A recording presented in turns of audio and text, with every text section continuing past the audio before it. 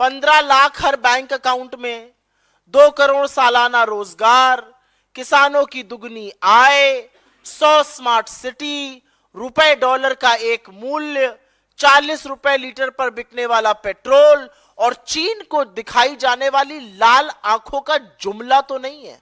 तो महिलाओं के साथ, आधी आबादी के साथ भी जुमले का काम कर दिया गया। ये है वो महिलाएं जिन्होंने पिछले 9.5 सालों से अपनी आंखों पर पट्टी और मुंह पर ताला लगाया हुआ है। नई महिला सांसद अपनी आवाज उठाएंगी, 78 दिन तक एक भयावह वीडियो का इंतजार नहीं करेंगी। वो पूछेंगी प्रधानमंत्री से, वो पूछेंगी गृह मंत्री से, वो पूछेंगी मुख्यमंत्री से कि आपकी नाक के नीचे इस देश की बेटियों के साथ ये हुआ और 78 दिन तक आप मौन और शांत क्यों रहे।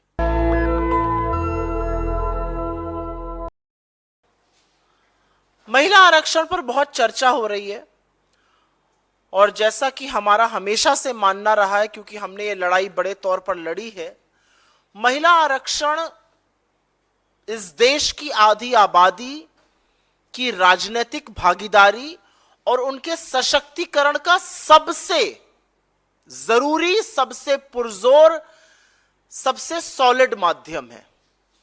महिला आरक्षण से ज्यादा महिलाएं देश की राजनीति में आएंगी, पार्लियामेंट में आएंगी, नीति निर्माण में उनकी भागीदारी होगी, तो इसका हम पुरजोर समर्थन करते हैं।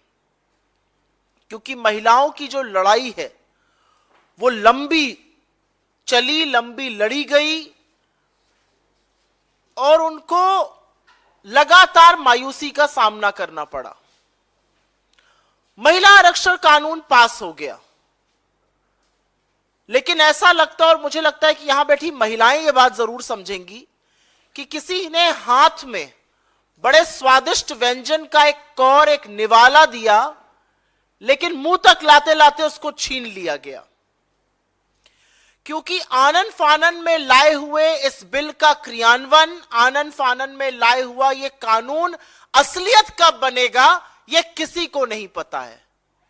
अगर सरकार की ही मानिए तो 2029 से पहले संभव नहीं है। अगर सरकार के कुछ मंत्रियों और सांसदों की बात जो उन्होंने सदन के पटल से कही उनकी मानिए तो 2039 तक, अनदर 16 साल का एक लंबा इंतजार है।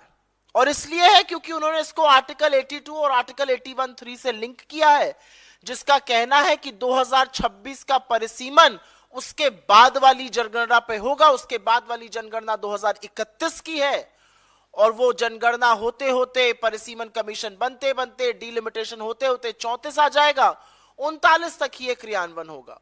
सरकार खुद स्वीकार कर रही कि 29 से पहले नहीं होगा। तो स्पेशल सेशन बुलाया गया, तामझाम किया गया, साजोसाज की गई, बड़े लोगों ने वाहवाही की, लेकिन असलियत यह है कि अभी इसमें लंबा इंतजार है। और इसीलिए जिन महिलाओं को लग रहा था कि भागीदारी होगी, जिन महिलाओं को सशक्तिकरण की उम्मीद थी, इस देश की आधी आबादी अपने आप को थोड़ा सा ठगा महसूस कर रही है। क्योंकि उनको एक झुंझुना दे दिया गया, वो आप बजाते रहिए, जब होगा आरक्षण तब होगा।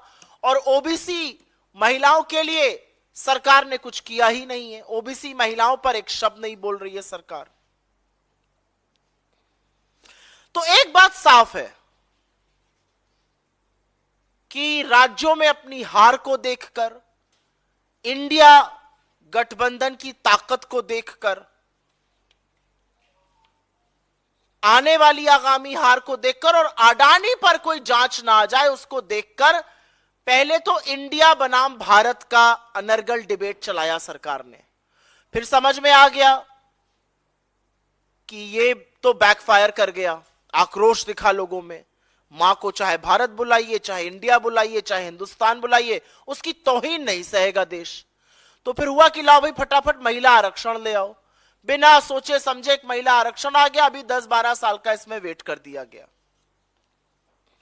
मुझे पता नहीं क्यों लगता है, और आपके माध्यम से यह बात मैं कहूंगी कि ये कहीं 15 लाख हर बैंक अकाउंट में, 2 करोड़ सालाना रोजगार, किसानों की दुगनी आय, 100 स्मार्ट सिटी, रुपए डॉलर का एक मूल्य, 40 रुपए लीटर पर बिकने वाला पेट्रोल और चीन को दिखाई जाने वाली लाल आंखों का जुमला तो नहीं है, क्योंकि अभी जहां तक है जुमलावीर जुमला ही देते हैं, तो महिलाओं के साथ आधी आबादी के साथ भी जुमले का काम कर दिया गया।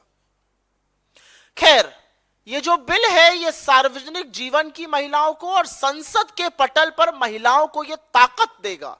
ये जब भी आएगा, जब भी क्रियान्वित होगा, ये ताकत जरूर देगा कि वो महिलाओं के सशक्तिकरण की, जो चुनी हुई सांसद है, महिलाओं के सशक्तिकरण की, उनकी सुरक्षा की और उनके खिलाफ हो रहे अपराध पर बेखौफ होकर, बेबाक होकर बोलेंगी और न्याय की उम्मीद और गुहार लगाएंगी।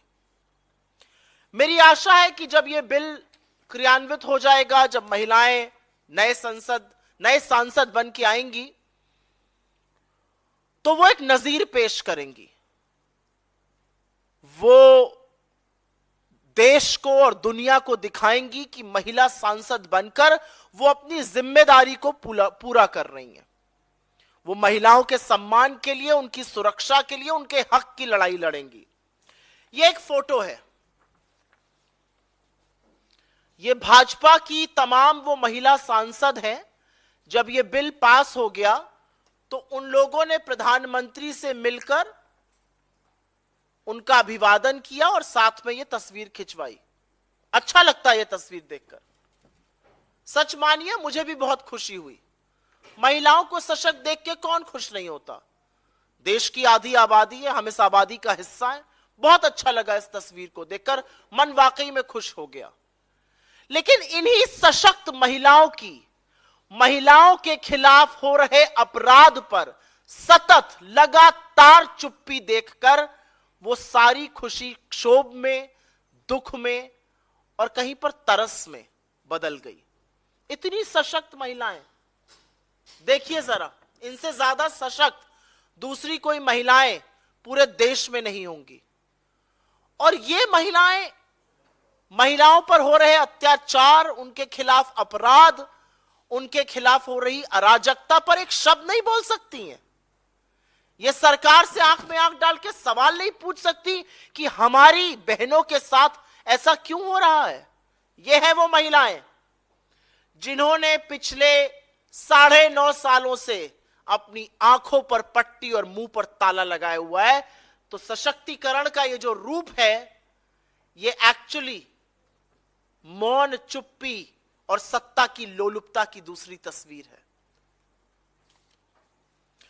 मैं आशा करती हूं कि इस कानून के बनने के बाद जो महिला सांसद, जो महिला नेत्रियां सदन में आएंगी, वो नई महिला सांसद इन महिला सांसदों की तरह चुप नहीं रहेंगी। वो न्याय की मांग करेंगी कठुआ की उस 8 साल की बच्ची को लेकर।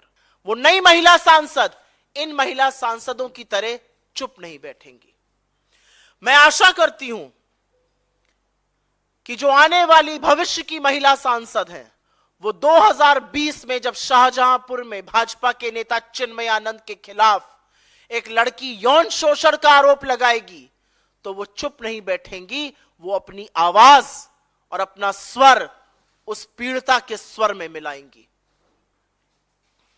मैं आशा करती हूं, और ये भयावह था, मैं आशा करती हूं कि जब नई भविष्य की महिला सांसद आएंगी तो वो लखीमपुर में पंचायत चुनाव में एक जनप्रतिनिधि के चीरहरण पे अपनी आवाज बुलंद करेंगी। वो चुप नहीं बैठेंगी। मैं आशा करती हूं, यह आशा है मेरी इस देश की आधी आबादी, इस देश में आने वाली नई महिला नेत्रियों से। मैं आशा करती हूं कि जो नई महिला सांसद इस सदन में चुनकर आएंगी, वो देश की सबसे होनहार बेटियों को रोते हुए, बिलखते हुए जब देखेंगी, जब वो देखेंगी कि उनको सड़कों पर पीटा जा रहा है, घसीटा जा रहा है, जब वो देखेंगी कि महीने भर से ऊपर ये बेटियां जिन्होंने देश का मान बढ़ाया है, गर्मी और धूप में बैठकर, बारिश के बीच में बैठकर आंदोलन कर रही हैं, वो जब सुनेंगी उनके यौन शोषण के आरोप, तो वो अपनी पार्टी और अपने नेतृत्व से कहेंगी कि बृजभूषण शरण सिंह को तुरंत पार्टी से निकाल फेंकिए।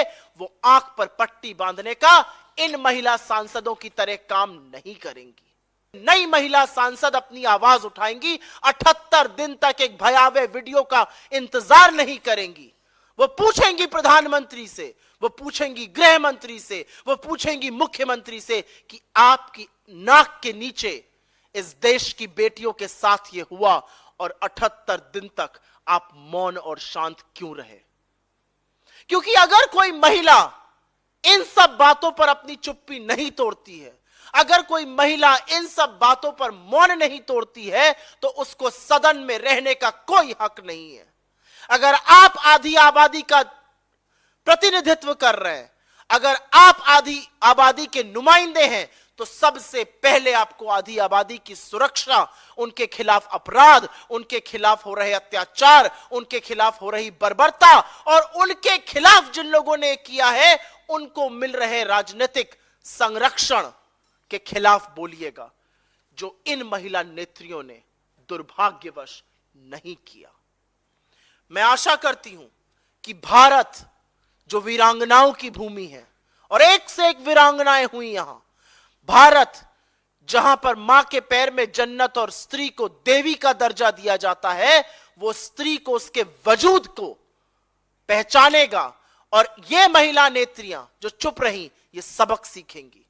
आने वाली महिला नेत्रियां, आने वाली महिला सांसद, मैं आशा करती हूं कि अत्याचार को देखकर चुप नहीं रहेंगी,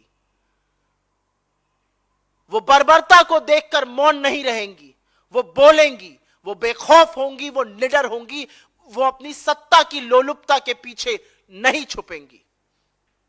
उनको कोई फर्क नहीं पड़ेगा कि अत्याचारी कौन है, उनको यह फर्क पड़ेगा कि अत्याचार एक महिला पर हुआ है, जो दुर्भाग्यवश इन हंसते हुए चेहरों ने कभी नहीं किया।